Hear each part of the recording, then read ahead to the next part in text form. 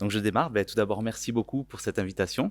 Je suis ravi d'être ici effectivement pour la deuxième fois. J'avais accompagné Aline juste pour faire un tout petit aperçu des travaux que je mène effectivement, que j'ai menés principalement effectivement sur la sonification de l'écriture. Mais l'objectif de la présentation d'aujourd'hui, c'est de parler un petit peu plus globalement de l'écriture manuscrite dans le contexte du numérique et en rapportant pas seulement mes travaux, mais les travaux qui sont menés au sein de mon équipe qui s'appelle Musique, langage et écriture et qui s'intéresse effectivement aux relations qu'il peut y avoir entre la musique, le langage et puis à l'intérieur du langage, les relations qu'il peut y avoir entre lecture, écriture, voire même perception du langage oral. Donc dans cette équipe-là, je vais parler notamment des travaux sur l'écriture qui sont menés par Marie Cloncan, Jean-Luc Velay et moi-même. Donc quand on parle du numérique, évidemment, le point de départ, c'est le plan numérique à l'école qui a été annoncé en 2015 avec 1 milliard d'euros dédiés sur 3 ans pour faire en sorte que l'échec scolaire disparaisse grâce au numérique qui doit tout faire effacer. Et évidemment, on le voit, hein, toute la complexité du numérique qui fait que c'est pas si évident que ça. Et un exemple très simple, c'est l'insertion des ordinateurs et des tablettes, notamment des tablettes dans les collèges pour le moment, avec une question toute simple, c'est de dire, mais tiens, on a inséré les tablettes, mais qu'est-ce qu'on fait? Il y a des stylés avec les tablettes pour écrire? Ah non, il n'y a pas de stylet, c'est trop compliqué, on va faire simple, en plus ils les perdent tout le temps, les stylés. Mais comment vont faire les élèves pour écrire alors? Ils vont écrire au clavier. Ah, est-ce que c'est grave? J'imagine que non, je sais pas.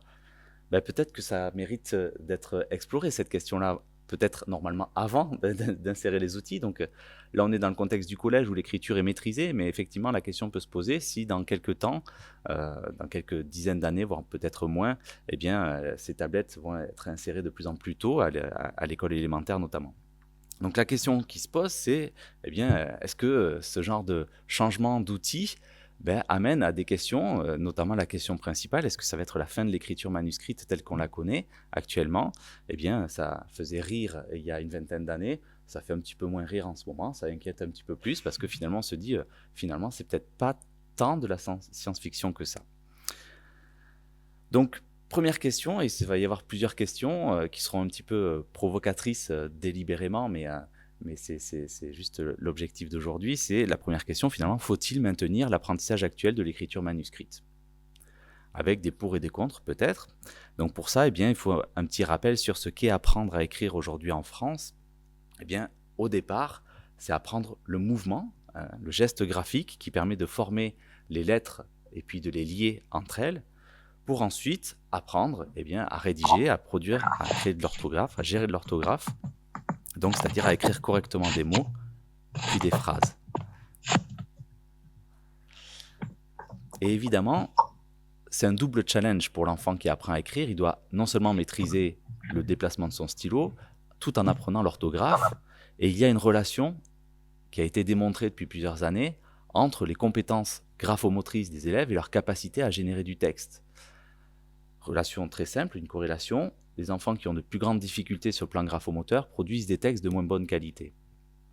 Quand on regarde au niveau orthographique, les travaux de Fayol et Miret ont montré également que quand on distingue deux groupes d'enfants de CE2 ici, entre des bons scripteurs et des mauvais scripteurs sur le plan graphique, et qu'on leur fait faire une dictée, les mauvais scripteurs sur le plan graphique sont aussi moins bons en dictée. Donc on voit cette relation qu'il peut y avoir entre le mouvement d'écriture et l'orthographe quand on se place uniquement et qu'on focalise dans la formation des mots. Donc l'ensemble de mes travaux, moi, c'est vrai que je me centre principalement sur le niveau de la lettre ou le niveau du mot, rarement encore au-delà, que ce soit au niveau du texte. Donc quand on regarde la relation entre le mouvement d'écriture et l'orthographe, on voit ici le schéma de Brenda Rapp qui a été utilisé à de nombreuses reprises, où on peut imaginer quand on est dans une tâche de dictée où on entend un mot, alors ici c'est brain en anglais, mais on peut imaginer le mot lapin qui est cher dans notre équipe, on étudie beaucoup le mot lapin. Et bien effectivement, ce mot lapin, soit il est bien connu par l'enfant et à ce moment-là, ça va activer sa mémoire orthographique à long terme, qui fait que lapin, je sais comment ça s'écrit, ça active, je le sais, c'est L-A-P-I-N. Et à partir de là, une fois que je sais comment ça s'écrit, je vais activer la mémoire orthographique de travail pour pouvoir mettre en place la bonne séquentialisation des lettres qui composent le mot. Et puis, à partir de là, il va y avoir la planification qui va dépendre de l'outil que je vais utiliser, si c'est le stylo, ou si c'est le clavier, ou si c'est même l'articulation, l'épellation orale. Donc, pour simplifier les choses, la relation toute simple qu'il peut y avoir entre processus orthographique et processus moteur, ici, on peut voir, donc, dans l'exemple du mot lapin, la mémoire orthographique à long terme qui permet de savoir, on sait tous comment s'écrit lapin, L-A-P-I-N, et puis au moment où on commence à l'écrire, et ici vous voyez en bas, quand on commence à produire la lettre, en fait, les processus orthographiques s'activent même avant de commencer à écrire, il y a, dans le temps qui est avant, qu'on appelle la latence, avant même d'écrire, mais pendant qu'on écrit, eh bien, il y a la mémoire orthographique de travail qui s'active à chaque lettre.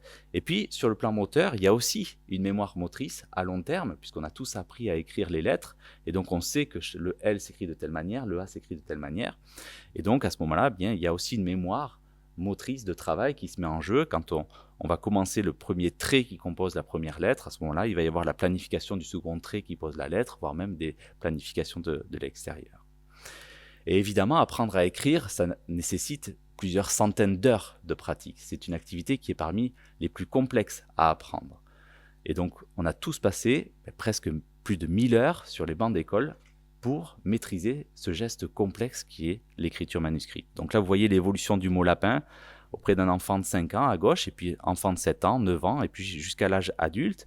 Alors sur le plan spatial, c'est intéressant parce que la finalité de l'écriture, c'est de produire une trace qui est lisible, qui est perceptible pour le lecteur. Donc très rapidement, la contrainte principale dans l'écriture, c'est de produire une trace qui est lisible. Et donc ça va amener très rapidement à un mot qui va être lisible. Presque dès le départ, c'est une condition sine qua non. Par contre, quand on regarde le processus d'écriture, le mouvement du stylo qui génère cette trace écrite-là, eh bien on voit que à 5 ans, ce cas-là, cet enfant-là, met presque 40 secondes pour écrire le mot lapin, alors qu'à 7 ans, déjà, il va y avoir presque 3/4 de l'apprentissage qui va être opéré, puisqu'il va mettre moins de 5 secondes pour écrire le mot lapin, et puis jusqu'à 9 ans, ça va encore diminuer, jusqu'à l'âge adulte, où ça mettra moins de 2 secondes pour écrire le mot. Donc vous voyez un petit peu la haute séquentialité, la fréquence très, très élevée pour écrire chez l'adulte. Ce qu'il y a à retenir, c'est qu'évidemment, en termes de contrôle moteur, il y a une évolution.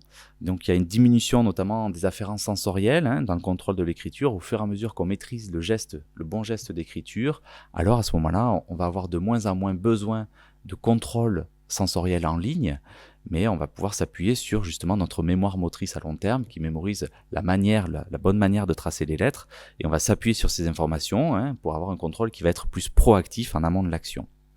Pour autant, on a quand même un contrôle en ligne qui est nécessaire, c'est pas 100% proactif.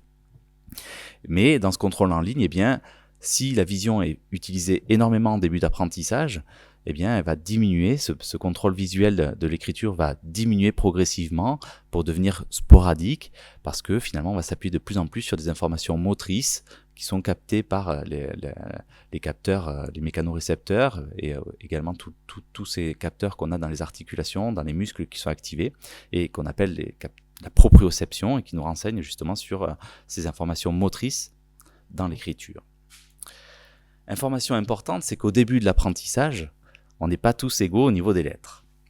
Et donc pour étudier ça, on a effectué une étude qui a été publiée récemment, où on a d'abord fait une petite pré-manip, où on a demandé à des enfants qui avaient une écriture qui n'était pas du tout automatisée, c'était au début de l'apprentissage formel de l'écriture, au CP, on leur a fait écrire des bigrammes avec toujours la même voyelle, c'est la voyelle I en deuxième position, mais par contre on faisait varier les consonnes. Alors on prenait pas les consonnes les plus rares, qui étaient les plus difficiles, parce qu'il y avait certains élèves qui étaient en grande difficulté pour ça, mais donc vous voyez, il y avait plusieurs bigrammes, bi, si, fi, ji, li, mi, etc. Et donc on leur a fait écrire ces bigrammes-là, et puis on a analysé finement leur performance motrice à travers l'étude de la taille de la lettre, qui est un indicateur aussi souvent, quand en début d'apprentissage on a tendance à écrire plus gros, et puis au fur et à mesure l'écriture va devenir plus petite, et puis d'autres indicateurs comme la durée de production des lettres, la vitesse moyenne de production, et puis aussi les arrêts dans le mouvement, qui sont un indicateur de discrétisation du geste. Quand on s'arrête et puis qu'on redémarre, c'est pas les levées, c'est bien à distinguer. Donc ces arrêts de mouvement qu'on appelle des stops en anglais. Et donc à partir des performances de l'ensemble de ces 4 variables-là, on a fait une analyse de cluster, en mettant 2 clusters dans l'analyse, en disant a priori, à partir des performances des élèves eux-mêmes, des CP, est-ce qu'il est possible de distinguer des lettres faciles par rapport à des lettres qui sont difficiles à partir des performances? Donc effectivement, le résultat est simple, il y a des lettres qui sont plus difficiles à tracer, c'est souvent des lettres qui contiennent plus de traits, qu'on appelle des strokes en anglais, hein. Donc c'est le B, le B, le F, le G, le P qui sont un petit peu plus difficiles à tracer que les autres lettres. À partir de ce premier constat, du fait qu'il y a certaines lettres qui sont plus difficiles à tracer que d'autres, quelles conséquences ça a en termes d'interaction justement avec les processus orthographiques? Pour ça, on a fait une étude principale qu'on a menée auprès d'enfants, une classe de CP, de CE2 et puis de CM2, et on leur a demandé de faire une tâche de copie de mots, mais une tâche de copie particulière, puisque avant de commencer à écrire le mot, on présentait le mot à copier à l'enfant, on lui disait, et puis on enlevait le modèle. Donc l'enfant devait obligatoirement se rappeler de la manière d'écrire le mot. Donc c'était des mots uniquement de 5 lettres, avec toujours la lettre I en deuxième position, et comme pour la tâche de bigramme, on a analysé que la production de la première lettre du mot.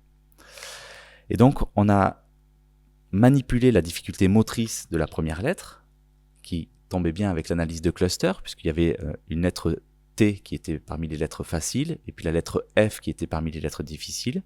Et on a manipulé la fréquence lexicale des mots, donc des mots qui avaient une haute fréquence lexicale, c'est-à-dire des mots fréquents, et puis des mots qui étaient plus rares, avec une basse fréquence. Et on a aussi manipulé la complexité graphémique des 3 dernières lettres de ces mots qui étaient composés de 5 lettres. Donc il y avait la première lettre, on manipule la complexité graphomotrice, motrice. La deuxième lettre, c'est toujours la même pour être sûr, le I. Et puis les 3 dernières lettres, parfois il y avait des graphèmes simples, où à chaque lettre correspond un phonème, et puis des graphèmes complexes, c'est-à-dire composés de 2 lettres, comme un qui peut s'écrire IN ou différent. Et donc voilà les résultats qui apparaissent. Vous voyez ici le nombre d'arrêts produits par les enfants quand ils produisent les mots qui commencent par le F à gauche et le T juste à droite. Chez les CP, tout à gauche, chez les CE2 au milieu et chez les CM2 à droite. Et donc vous voyez en noir le nombre d'arrêts, donc plus c'est élevé, moins c'est bon, pour les mots rares, avec une fréquence basse, versus les mots fréquents. Et donc ce qui est intéressant, c'est que tout disparaît, CE2, CM2, c'est suffisamment automatisé pour qu'il n'y ait plus d'interaction, mais par contre, dans la classe de CP, là où le F justement a été montré comme étant une lettre plus difficile que le T, on a une jolie interaction entre l'effet de fréquence et l'effet de la difficulté graphomotrice relative à la première lettre, qui montre que le F, quand on écrit F dans fuel, par exemple, eh bien on va l'écrire avec plus d'arrêt que le F dans fille. D'accord? Et ça uniquement chez les CP. Donc là, c'est une autre variable, le message est le même, c'est la durée d'écriture. Donc là, on voit que le F est plus long à chaque fois à écrire que le T, c'est normal puisqu'elle demande plus de traits. Mais par contre, ce qui est joli, c'est cette interaction qu'il y a uniquement entre les mots rares et les mots fréquents pour le F, mais pas pour le T. Donc là, on a vraiment une démonstration assez intéressante de l'interaction réelle entre les contraintes orthographiques, là ici relative à la fréquence des mots qu'on connaît plus ou moins bien, et la difficulté graphomotrice à produire la première lettre. Donc en conclusion, au début de l'apprentissage, certaines lettres sont plus faciles à tracer que d'autres, et cette difficulté à tracer certaines lettres interagit avec les processus orthographiques impliqués dans l'écriture des mots, en lien avec la fréquence lexicale, ici. Donc la première conclusion, c'est que si demain on insère le clavier dans les écoles élémentaires, cela peut diminuer la difficulté à écrire sur le plan moteur. Même si cela reste à confirmer, car l'apprentissage de l'écriture au clavier est un réel apprentissage perceptivo-moteur. Il n'est pas du tout coûteux, il a un certain coût, mais c'est facile de penser qu'il a un coût qui est quand même plus faible, puisque quand on trace un A, un B, un F, en fait on va pointer sur une touche du clavier, donc il faut apprendre au niveau visuospatial la configuration du clavier, c'est un apprentissage qui demande du temps, mais par contre on peut imaginer que l'apprentissage de l'écriture au clavier est plus simple que l'apprentissage de l'écriture manuscrite. Donc si c'est plus simple, peut-être que ça peut avoir des effets positifs. Mais ça, il reste à savoir si ce changement de pratique peut avoir des conséquences potentiellement positives, mais peut-être aussi négatives sur l'apprentissage de l'orthographe, voire même sur la lecture. Et donc là, je vais faire un petit passage sur la relation qu'il peut y avoir entre écriture et lecture, avec les travaux de mes collègues dans l'équipe, de Marie Cloncan et de Jean-Luc Velay. Effectivement, pour dire les choses simplement, quand on apprend conjointement à lire et à écrire au niveau des lettres, eh bien on apprend à la fois la forme auditive de la lettre, le A, le son A, qu'on va associer à la forme visuelle de la lettre, qui ressemble à un A comme ça. Et en même temps, quand on apprend à écrire conjointement eh bien, à la lecture, on apprend à mémoriser les informations motrices relatives aux lettres. Et qu'est-ce qui se passe dans notre cerveau? Évidemment, il y a un réseau, en termes bien qui va se créer, il va y avoir des associations, des connexions qui vont se créer entre le système auditif, le système visuel et le système moteur dans sa globalité, somatosensorielle et moteur. Et donc à partir de là, ce qui est intéressant, c'est que, une fois que ce réseau multimodal se crée, à la fois visuel, auditif et sensorimoteur, à ce moment-là, quand on active une seule modalité sensorielle, il y a le réseau qui va se réactiver, qui fait que si vous voyez la lettre A, ça va aussi s'activer dans votre cortex auditif parce qu'il va y avoir le phonème associé à la forme de la lettre. Et ce qui est intéressant, c'est que quand c'est appris avec l'écriture manuscrite, il y a aussi des informations motrices qui sont mémorisées et qui sont réactivées. Et au niveau comportemental, c'était la première étude, l'étude Princeps de Marie Cloncan, qui est au début des années 2000, qui a montré que les enfants, grande section de maternelle, 2 groupes d'enfants, des enfants qui apprennent des lettres au clavier versus des enfants qui apprennent des lettres en les traçant, le groupe qui apprend les lettres en les traçant, ensuite dans des tâches de perception, ils sont meilleurs que ceux qui ont appris à écrire au clavier. Donc pour vous convaincre de ça, une petite illustration ici, où vous voyez un idéogramme chinois, c'est une étude qui a été menée chez les adultes et que vous pouvez faire ici. Donc c'est un idéogramme chinois auquel il manque le dernier trait, le dernier stroke de l'idéogramme, que je vais vous faire apparaître ici. Et puis peut-être, certains d'entre vous vont voir une direction de ce trait-là. Vous allez me dire dans quelle direction vous allez voir ce trait si jamais vous voyez une direction. Prêt? Hop. Est-ce que vous avez vu une direction? Je le refais. Hop. Prêt. Tchac. Normalement, on voit. Alors, c'est pas systématique. Tout le monde ne l'a pas puisqu'il s'agit d'une illusion de mouvement. C'est pas l'animation du mouvement, c'est juste l'image qui apparaît instantanément. Mais notre cerveau crée une illusion de mouvement, normalement dans un sens qui est de la droite vers la gauche, de manière étrange. Pourquoi? Parce qu'en fait, c'est comme si on voyait un E, on a appris à faire le E, et puis on a un système visuel qui est particulier qui fait qu'on est capable de voir en miroir très facilement. Et donc en voyant ce E à l'envers, naturellement, notre expérience motrice va moduler nos capacités perceptives et vont créer des illusions de mouvement. Et ce qui est intéressant dans cette étude, c'est que c'est exactement ce qu'ont fait Tse et Kavanagh à la fin des années 90 en comparant des Occidentaux, des Américains, avec des Chinois dans cet idéogramme. Et l'illusion de mouvement était dans la direction opposée entre les Occidentaux qui ont appris à faire le E comme nous le faisons et qui voyons du coup le E à l'envers versus les Orientaux qui, eux, ont appris à tracer ce trait de la gauche vers la droite et voient cette illusion de mouvement de la gauche vers la droite. Donc là, on a une belle démonstration au niveau comportemental de l'impact de la motricité dans l'apprentissage des lettres, parce que effectivement, quand on apprend à la fois à lire, à décoder visuellement des lettres et à les produire à la main, il y a un double encodage, à la fois des informations spatiales sur la forme de la lettre et des informations spatio-temporelles sur le mouvement, sur le ductus de la lettre. Et ces informations sont réactivées dans la reconnaissance de lettres, même lorsqu'elles sont statiques. Donc finalement, par rapport à cette première conclusion, si demain nous arrêtons l'apprentissage de l'écriture manuscrite, cela aura un impact négatif sur les capacités des élèves à reconnaître les lettres. Ça, c'est établi. La capacité à reconnaître les lettres, c'est les prémices de la lecture, mais ce n'est pas de la lecture. Parce que quand on lit, il y a d'autres processus qui se mettent en place. On n'est pas au niveau de la lettre, on est au niveau du mot. Et donc, il reste à savoir si cet impact peut avoir des conséquences à plus long terme sur l'écriture, sur la lecture, voire même sur d'autres compétences scolaires. Et pour garder un petit peu le suspense par rapport à ça, une étude plus récente de l'équipe de Kiefer a montré, en comparant 3 groupes de presque une cinquantaine d'enfants, un groupe au clavier, un groupe avec un stylet sur tablette et un groupe papier-crayon, où là ils ont étudié à la fois au niveau de la lettre et au niveau du mot. Ils ont confirmé les résultats qui avaient été observés par Marie Cloncan et Jean-Luc Velay au niveau de la lettre. Donc il y a toujours cette perte de la moins bonne précision à reconnaître les lettres quand on les apprend au clavier par rapport à la main. Mais par contre, ce désavantage du clavier disparaît au niveau du mot. Il n'y a plus de différence significative dans la perception des mots quand on les apprend au clavier versus à la main. Donc ça reste une question qui mérite vraiment d'être étudiée. J'en viens maintenant à l'autre versant de l'apprentissage de l'écriture, c'est le versant négatif, c'est qu'est-ce qui se passe quand l'apprentissage de l'écriture ne se passe pas bien. Et donc, je vais vous parler de la dysgraphie. Et qu'est-ce que c'est que la dysgraphie? Effectivement, c'est un trouble spécifique dans la composante graphomotrice de l'écriture. C'est un trouble de la mécanique de l'écriture à dissocier de la dysorthographie, dyslexie, etc., qui sont plutôt sur des composantes linguistiques. Là, l'idée, c'est vraiment sur l'aspect plutôt moteur de l'écriture, une difficulté. Donc la plupart du temps, une écriture dysgraphique, c'est une écriture qui est peu lisible, voire illisible, et dans ce cas-là, elle est facilement identifiable. Mais parfois, la trace écrite, le résultat, le produit d'écriture, n'est pas toujours différent entre un enfant qui a une dysgraphie et un enfant qui est normoscripteur. Donc là, si je vous demande ici, c'est l'écriture toujours d'un mot qui nous est cher, le même mot, écrit par un enfant qui a une dysgraphie et un enfant qui n'a pas de dysgraphie. Bon, je pense que si on devait tous parier sur un mot, on gagnerait tous. On voit que celui de gauche est moins bien écrit que celui de droite, mais quand on regarde le mot, c'est pas si catastrophique que ça. Par contre, dans ce cas-là, quand on regarde le processus et qu'on se met plus à la place du lecteur, mais qu'on se met à la place du scripteur lui-même qui est en train d'écrire le mot, eh bien on voit que l'enfant qui a une dysgraphie, il va mettre 3 fois plus de temps pour écrire le mot que l'enfant du même âge qui n'a pas de dysgraphie.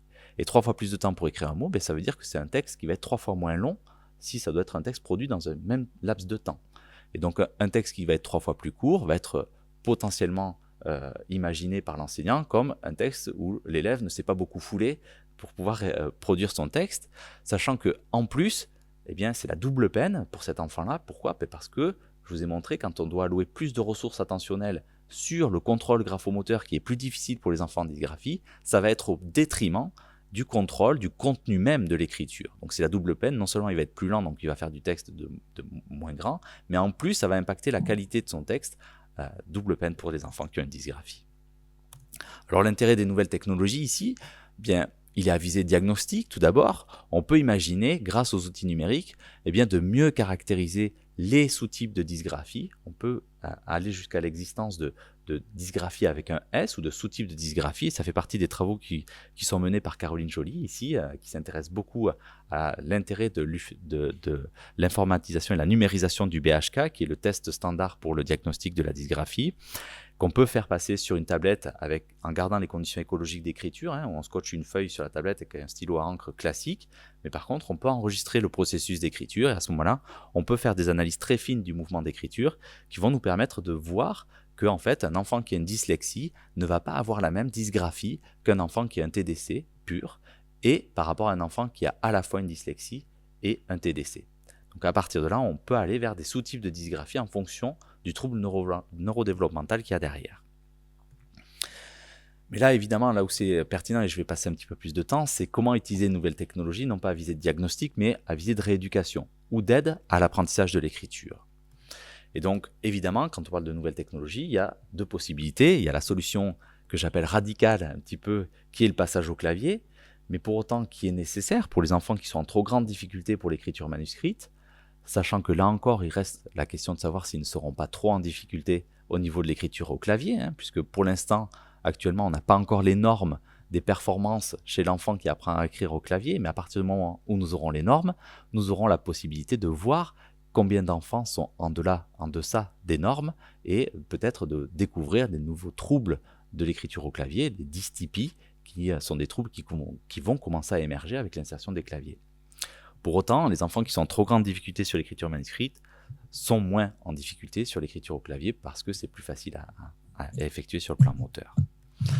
Mais la solution qui, moi, m'intéresse plus particulièrement, c'est d'utiliser les nouvelles technologies, notamment les tablettes graphiques ou numériques, pour aider à apprendre ou à rééduquer l'écriture manuscrite. Et donc à partir de là, on sait que, justement, je vous l'ai dit tout à l'heure, le contrôle de l'écriture se fait principalement par la vision et puis par toutes les afférences proprioceptives qui proviennent du membre effecteur qui écrit. Mais à partir de là, on peut utiliser justement ces modalités sensorielles pour modifier en temps réel la perception de l'écriture. Il y a des travaux qui sont centrés sur justement la modification des informations proprioceptives dans l'écriture, avec notamment les techniques de guidage haptique que vous connaissez. Ça a été mené ici à Grenoble par l'équipe d'Édouard Jantaz à l'époque, et donc qui montre que quand on utilise un robot à retour de force, un peu à l'instar de l'enseignant qui prend la main de l'élève pour essayer de lui faire ressentir le geste correct quand il écrit, eh bien là l'idée c'est ça, c'est que le robot va corriger le geste avec, vous voyez, différentes stratégies. Alors, différentes stratégies que vous voyez en bas à droite. Soit on corrige le stylo pour qu'il revienne sur la bonne trajectoire s'il se déforme de la forme de la lettre à produire, ou sinon pour le guider, pour vraiment ressentir le geste correct en termes d'accélération, de force à induire. On voit qu'il y a des stratégies, ils ont montré qu'il y avait des stratégies qui étaient plus pertinentes que d'autres. Pour autant, je suis assez sceptique sur la faisabilité de ce genre de technique dans les établissements scolaires. On peut imaginer que ça va être très compliqué à implémenter, donc je ne suis pas certain que ce soit la meilleure méthode. L'autre possibilité, c'est jouer sur le retour d'informations visuelles en temps réel. Donc là, on part sur les tablettes numériques qui permettent justement d'avoir une encre qui n'est pas une encre réelle, mais qui est une encre digitale. Et à partir du moment où l'encre est digitale, on peut la modifier. On peut modifier la couleur de l'encre en fonction de la vitesse, en fonction de la fluidité du geste. On peut jouer sur la largeur de la trace. Si elle est, on peut faire des pâtés si l'enfant va écrire trop fort, en appuyant trop fort avec le stylo sur la tablette. Donc on peut modifier en temps réel la perception visuelle de la trace pour informer sur certaines caractéristiques du processus d'écriture, que ce soit sur des variables dynamiques comme la pression exercée par le stylo sur la tablette, ou des variables cinématiques telles que la vitesse ou les variations d'accélération. Donc ça, c'est une étude qui a été menée il y a quelque temps chez l'adulte, qui est très intéressante, reste à être testée chez l'enfant. Mais là où je vais passer un petit peu plus de temps, c'est une autre technique qui est testée actuellement dans le cadre de la thèse de Jean-François Conant, en codirection avec Marianne Jauvert et moi.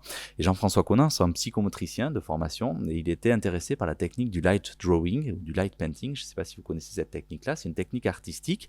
Donc là, vous voyez sur la photo de gauche Pablo Picasso qui s'était essayé à cette technique-là. Le principe est relativement simple, il s'agit de faire une photo dans une salle qui est sombre, presque noire. Et c'est une photo qui est un peu particulière puisque le temps d'exposition de la photo est entre 2 et 3 secondes. Donc c'est comme si la photo captait une image, mais une image dans laquelle il y a 2 secondes qui se passent, donc qui contient toutes les informations dynamiques. Donc quand on se met à la place du scripteur, ou ici dans l'exemple de Pablo Picasso, il va tracer, et pendant qu'il trace, il ne voit pas la forme qu'il trace. Il voit simplement le déplacement du point lumineux du stylo dans la pièce sombre. Phénomène qui est intéressant, c'est que ce point lumineux va créer une traînée lumineuse. Ça va faire un trait. On a tous joué avec un point lumineux qu'on trace et puis on voit une traînée. Et cette traînée, la longueur de cette traînée lumineuse, elle varie en fonction de la vitesse du mouvement puisque la persistance rétinienne, ça ressort du phénomène de persistance rétinienne qui en gros est une fenêtre attentionnelle du système visuel. Sur 50 millisecondes, on voit une image qui reste fixe pendant 50 millisecondes. Donc ça crée ce phénomène de traînée lumineuse. Donc voilà, pendant l'action, donc pendant l'écriture, ce que le scripteur voit, et par contre, après, une fois qu'il a fini sa performance, il va voir la photo, et là, il a la vision globale de l'ensemble du tracé. Donc là, on change profondément la nature même d'écrire, qui est de former une trace, mais on va faire un mouvement, et ensuite, dans un second temps, on va aller voir la trace. C'est exactement cette technique-là qu'il a investiguée dans le cadre de ces protocoles de rééducation et qu'on essaye de valider sur le plan expérimental à travers des protocoles de rééducation auprès d'enfants qui sont en difficulté d'écriture. Mais il y a évidemment beaucoup de difficultés à implémenter ça, puisque ça se fait souvent, il n'y a pas de support, c'est un mouvement en l'air, donc on est quand même assez loin de l'activité d'écriture. Et donc on s'est intéressé à plutôt utiliser les nouvelles technologies pour transférer cette technique du light drawing sur tablette numérique.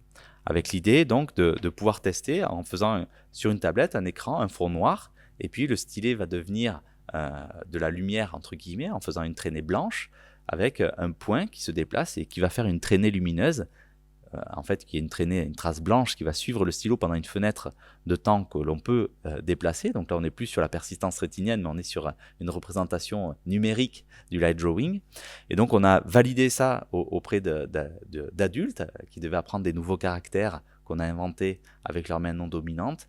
Et actuellement, il est en train de tester ça dans un protocole longitudinal de rééducation de la dysgraphie auprès de 25 enfants qui ont une dysgraphie, suivi sur 12 semaines, avec un pré-test, un post-test, pour voir l'effet spécifique de cette technique-là par rapport à l'utilisation de la tablette sans la technique du light drawing, pour vraiment bien maîtriser l'effet aussi de l'utilisation de l'outil numérique qu'on va dissocier par rapport à cette technique-là. La dernière modalité, on en a parlé au tout début, c'est la modalité auditive qui naturellement n'est pas utilisée dans l'écriture, parce que quand on écrit avec un stylo sur la table, on n'entend pas forcément le déplacement de son stylo. Quoique, il y a certaines conditions où on peut l'entendre, ça dépend du stylo, ça dépend du support. Et quand on change de support, Si on se souvient tous de l'écriture au tableau, et ce qui est très intéressant, c'est que quand l'écriture devient audible, eh bien, cette information sonore, auditive, renseigne sur énormément d'informations. Notre cerveau traite beaucoup plus d'informations que ce dont on a conscience. On se souvient tous donc du moment où l'élève passe au tableau, on n'a pas besoin de lever la tête, on l'entend directement, on sait dissocier si c'est l'élève ou si c'est l'enseignant qui écrit au tableau, simplement au bruit de la craie sur le tableau, parce que ça renseigne sur le niveau d'expertise.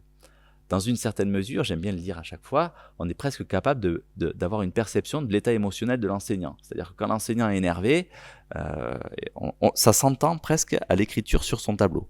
Donc on peut aller sur des variables qui sont quand même assez loin en termes de caractérisation de l'action motrice lorsqu'elle est audible.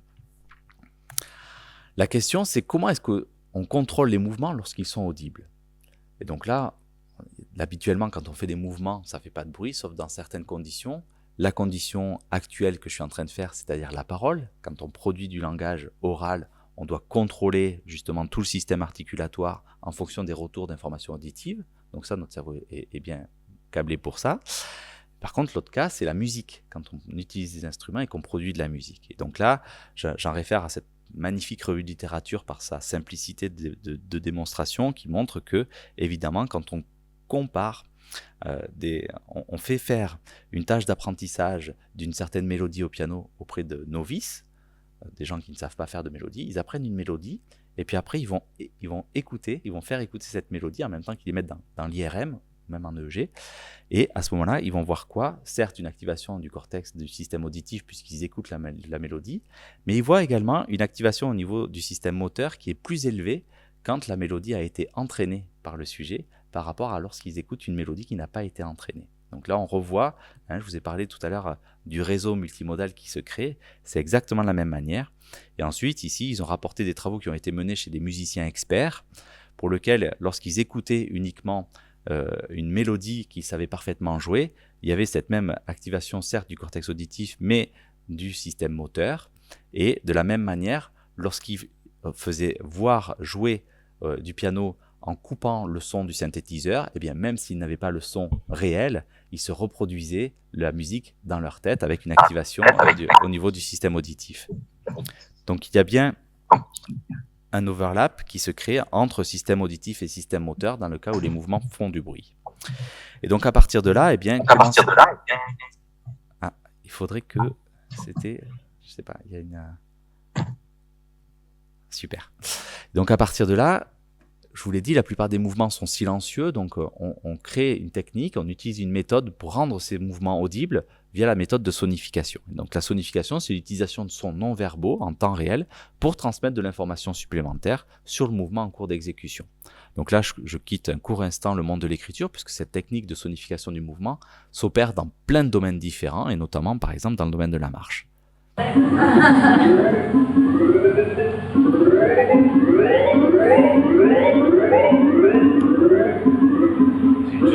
As you get to this point, you just access all the captured areas. Là, il y a toujours l'étape d'exploration, puisque là, du coup, il y a une nouvelle modalité sensorielle qui s'active.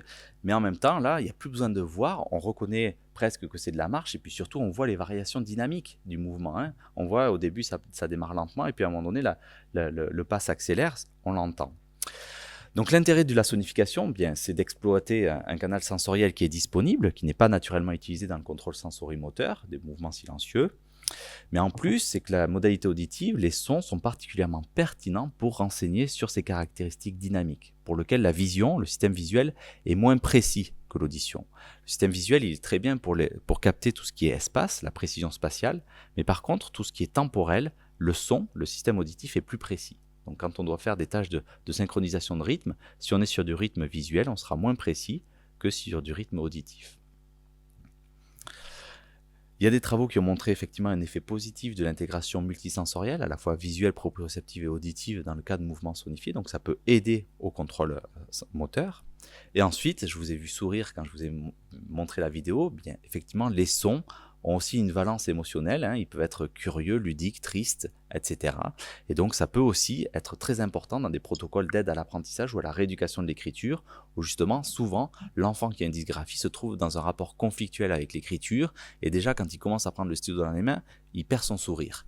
Et donc utiliser des sons qui peuvent jouer aussi sur la valence émotionnelle et l'état émotionnel du scripteur, ça peut être très pertinent.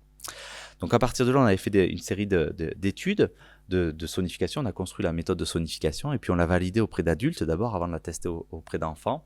Mais pour les mettre en situation un petit peu équivalente, même si un enfant n'est pas un adulte miniature, on le sait, on leur a fait apprendre des nouveaux caractères issus d'un alphabet qu'ils ne connaissent pas, l'alphabet tamoul.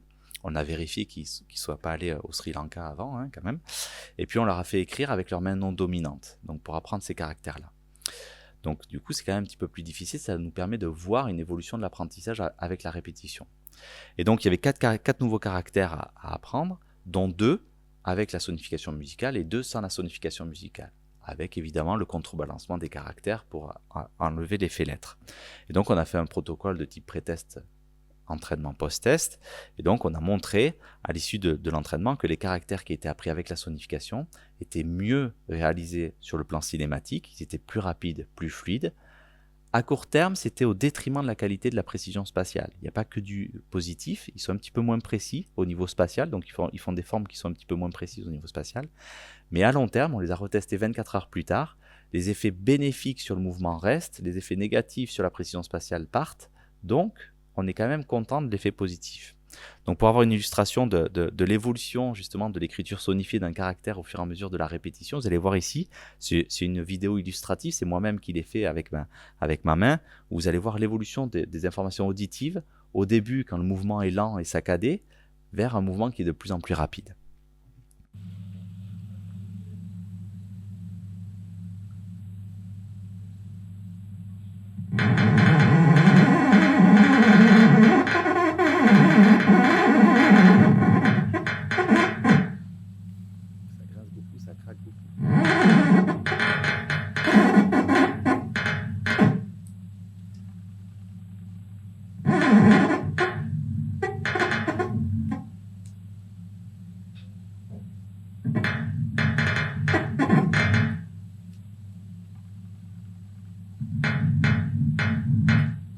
Ça grince plus.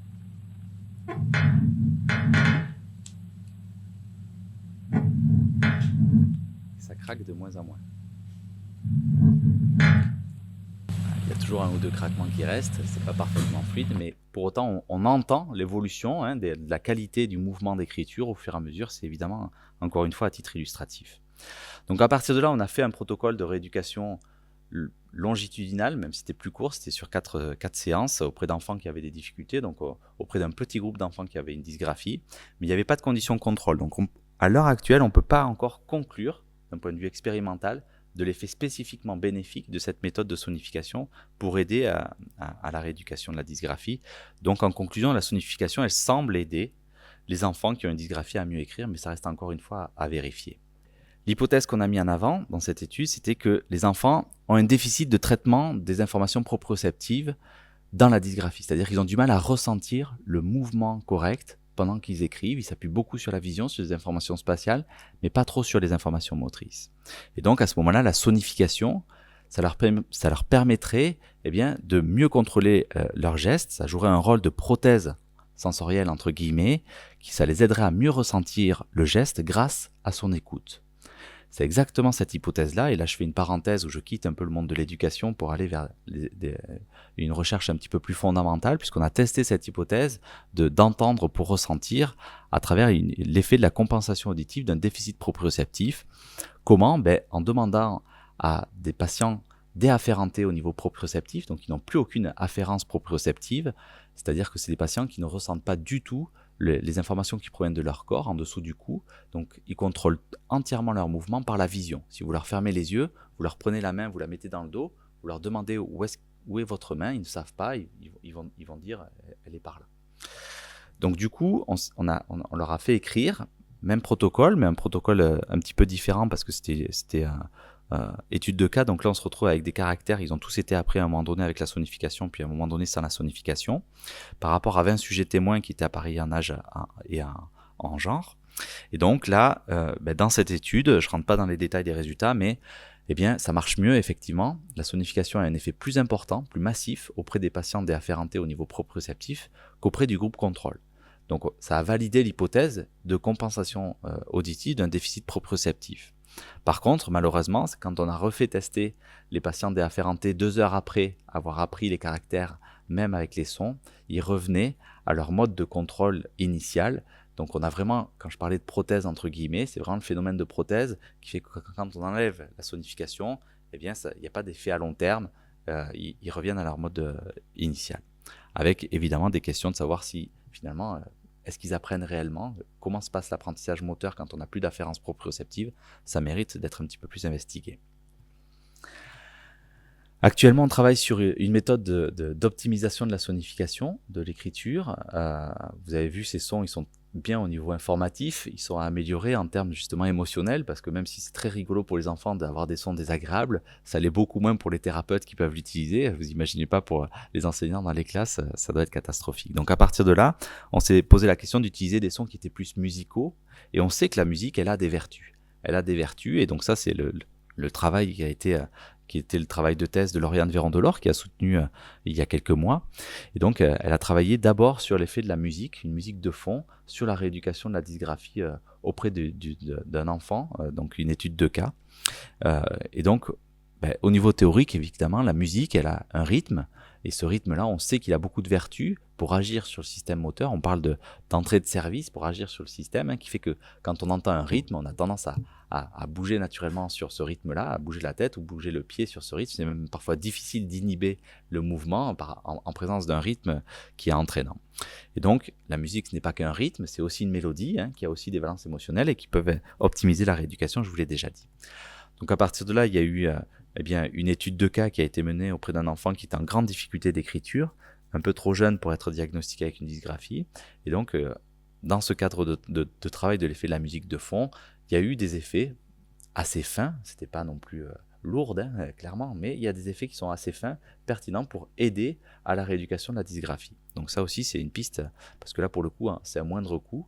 Et là, ce qui est intéressant, c'est d'utiliser les nouvelles technologies pour optimiser l'utilisation de la musique via la méthode de sonification musicale. Et donc là, ce coup-ci, c'est plus de la musique de fond, c'est une musique qui change en fonction du mouvement du stylo, qui devient à ce moment-là une baguette de chef d'orchestre. Donc la musique se met en place quand l'enfant commence à écrire, et à ce moment-là, quand le geste d'écriture est correct, la musique est là, elle est correcte. Par contre, si le stylo devient trop lent, c'est comme la baguette du chef d'orchestre, la musique va ralentir, et pour informer que le geste devient trop lent, on peut même rajouter des sons par-dessus, des craquements par exemple quand le geste n'est pas fluide, pour informer en temps réel quand le geste n'est pas correct, mais également pour avoir la valence positive de la musique quand le geste est correct. Il y a le propre rythme de la musique qui va guider le mouvement. Donc on se retrouve avec une méthode qu'on appelle hybride, qui est à la fois du feedback auditif en temps réel, quand le geste n'est pas là, n'est pas correct, j'ai l'information en temps réel comme quoi il n'est pas correct, mais j'ai aussi du guidage auditif, qui fait que quand la musique est là, quand mon geste est correct, il y a le rythme de la musique qui fait que ça va entraîner mon mouvement à me caler sur ce rythme, puisque il ne faut pas oublier que l'écriture, c'est aussi une activité rythmique. Donc une illustration, et puis ensuite je réactiverai le son.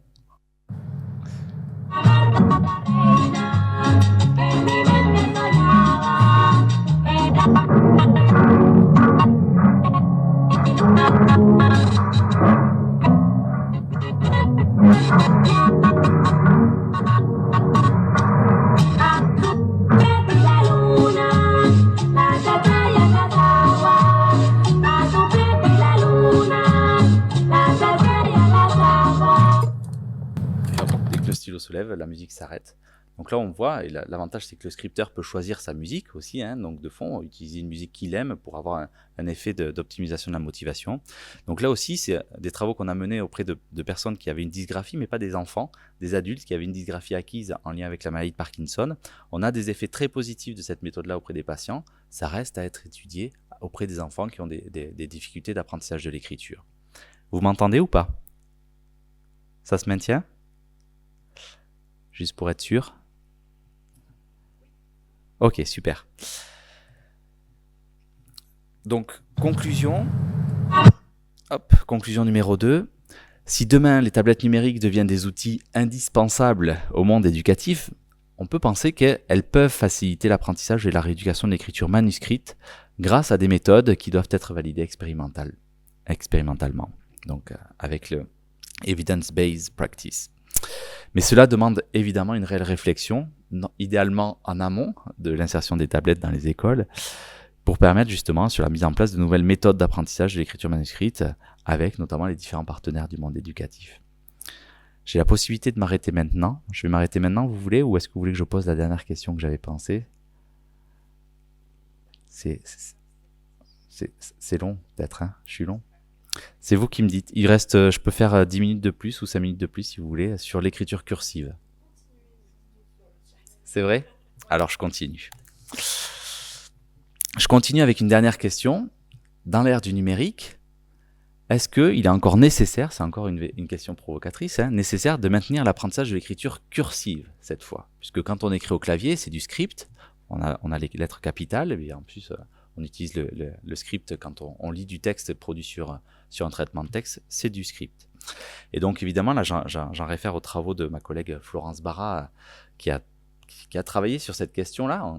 Comment elle a fait? Elle a comparé des enfants québécois qui n'ont pas le même système d'apprentissage de l'écriture, puisque au Québec, ils apprennent d'abord le script, puis ensuite la cursive. Alors que nous, en France, c'est d'abord et uniquement la cursive, et puis ensuite, il y a un relâchement avec la personnification de l'écriture qui fait que les enfants se mettent à avoir une écriture mixte.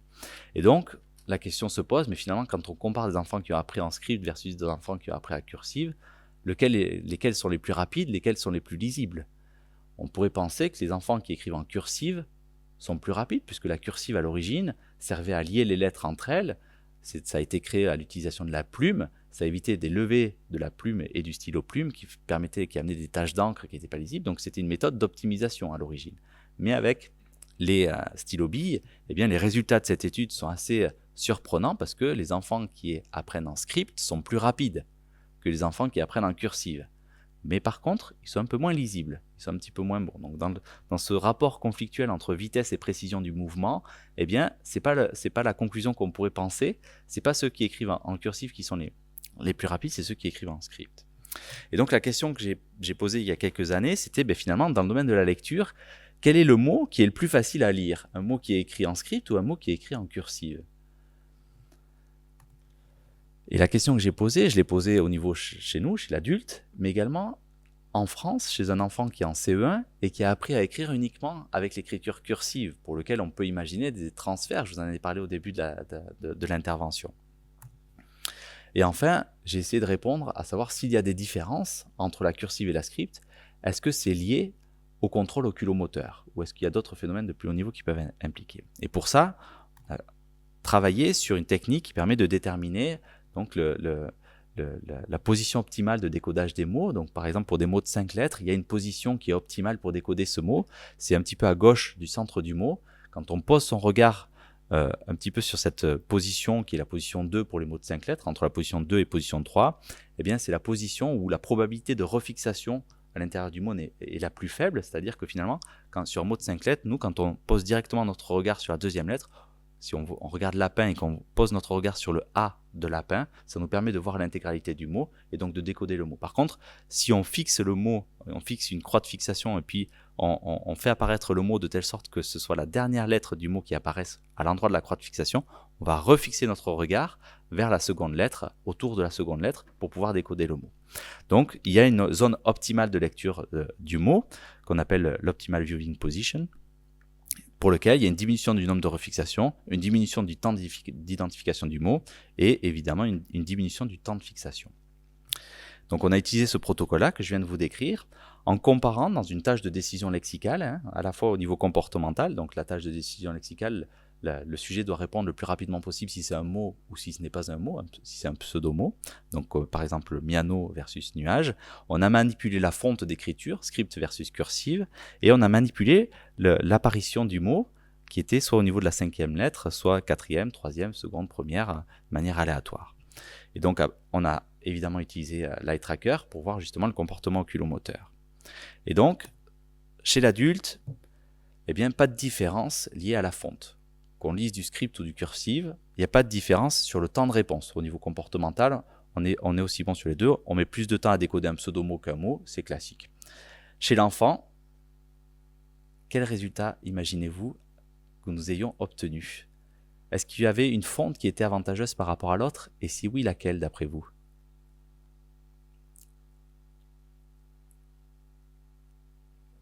La cursive, puisqu'ils ont appris en cursive. Eh bien, effectivement, mais non. C'était le résultat. Et effectivement, moi aussi, je pensais que c'était la cursive, puisqu'ils avaient appris à pratiquer la cursive. Donc, c'est des enfants de CE1, hein, ils pratiquent de la cursive, ils voient l'écriture au tableau de l'enseignant de la cursive, mais ils apprennent à lire en script. Donc, ils sont aussi experts dans les deux fontes. La fonte pour la lecture, qui est le script, et la fonte pour l'écriture. Et là, eh bien, on a eu des résultats qui n'allaient pas forcément dans le sens des théories de la cognition incarnée. L'avantage de la cursive liée à la pratique n'est pas suffisante pour contrer l'effet massif avantageux du script dans le domaine de la lecture. Pourquoi? Eh bien, l'hypothèse qu'on a avancée, c'est que l'espacement qu'il y a entre les lettres, elle aide à stabiliser le regard au bon endroit dans le mot. Et donc là, on voit la distribution de la densité de refixation, et on voit que la refixation pour les mots qui sont en script, effectivement, est plus élevée autour de la zone optimale, alors qu'en cursif, eh bien, c'est plus étalé, on est moins stable dans le repositionnement du regard. Donc ça, en conclusion, le mot le plus facile, eh bien, c'est pas la cursive, c'est le script. Si c'est la même réponse pour un adulte qu'un enfant de CE1, eh bien non, les enfants sont impactés par la fonte d'écriture plus que les adultes. Et est-ce que ces différences sont liées au contrôle oculomoteur? La réponse est oui, c'est la présence d'espacement entre les lettres qui facilite le décodage. Facilite le décodage à l'intérieur du mot, mais par contre, quand on lit plusieurs mots, il y a un espacement entre les mots qui est nécessaire, et là peut-être que la cursive devient avantageuse. D'accord? Donc ça aussi, ça mériterait d'être investigué. Donc dernière conclusion, et après je m'arrête. À ma connaissance, est-ce qu'il est nécessaire de maintenir l'apprentissage de l'écriture cursive? Eh bien, il n'y a à ma connaissance actuellement pas d'argument scientifique qui ne justifie pour l'instant le maintien de l'apprentissage de l'écriture cursive.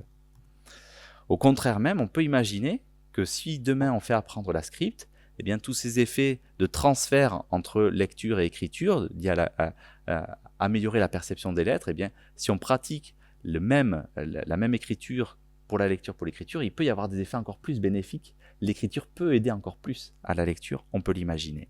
Mais cependant, d'autres études sont évidemment nécessaires avant de prendre une telle décision, qui, je le note, a déjà été prise depuis quelques années dans les pays anglo-saxons, mais c'est une autre histoire. Je vous remercie de votre attention.